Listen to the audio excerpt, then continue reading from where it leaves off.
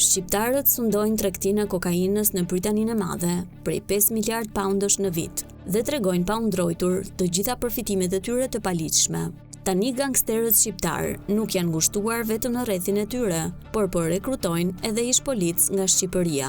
Sipas një investigimi të The Sun, shqiptarët kanë marrë kontrollin e tregut të kokainës në Britani gjatë 2 dekadave të fundit, pasi kanë krijuar një aleancë me kartelet e drogës në Amerikën Latine. Por kohët e fundit, ish efektiv nga Shqipëria janë kapur duke shpërndar drogë dhe duke ruajtur fermat e kanabisit në Angli. Ekspertët thonë se këta ish polic janë shumë të vlefshëm për mafiozët, për shkak të njohurive të tyre të brendshme se si funksionon policia. Dhjetorin e kaluar ish polici shqiptar Igli Ayazi u kap me anëtarët e një bande të madhe të krimit të organizuar, ndërkohë që kishte marrë një vizë për të studiuar kriminologji në Universitetin Roehampton të Londrës.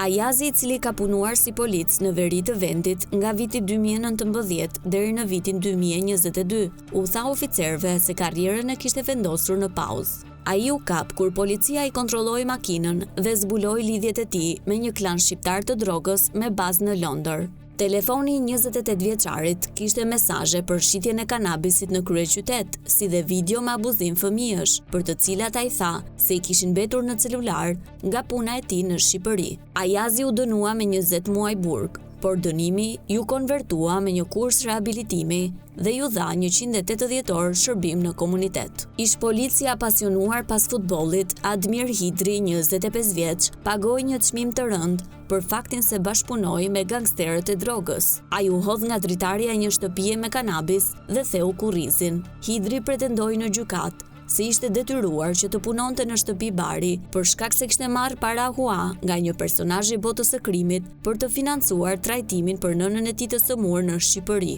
Kështu që për të shlyer borxhin, ai u punësua në një shtëpi bari ku po rriste bim me vlerë prej 70.000 poundësh. Hidri u burgos për 2.6 muaj, pavarësisht se pretendoi se ishte hedhur nga dritarja pasi kishte frikë. Një tjetër polic u përpoq të qëndronte në Britani pasi kishte kryer 3 vite burg për trafik kokaine. Klisman Sykaj apeloi kundër deportimit të tij në Shqipëri në vitin 2022, pasi hyri fshehurazi në Mbretërinë e Bashkuar 11 vite më parë. Ai u kap në flagrancë pasi policia pastisi banesën e tij në Nottingham në vitin 2015 dhe gjeti kokainë të fshehur në një tenxhere. Sykaj pretendoi se kishte nisur që të punonte si infiltruar për Interpolin përpara se të pranonte përfundimisht të vërtetën. Pas burgut, ai u deportua në Shqipëri, ku punoi si polic burgjesh. Ai u kthye në Britani, por edhe herën e dytë u kap, edhe pse kishte dokumente italiane false.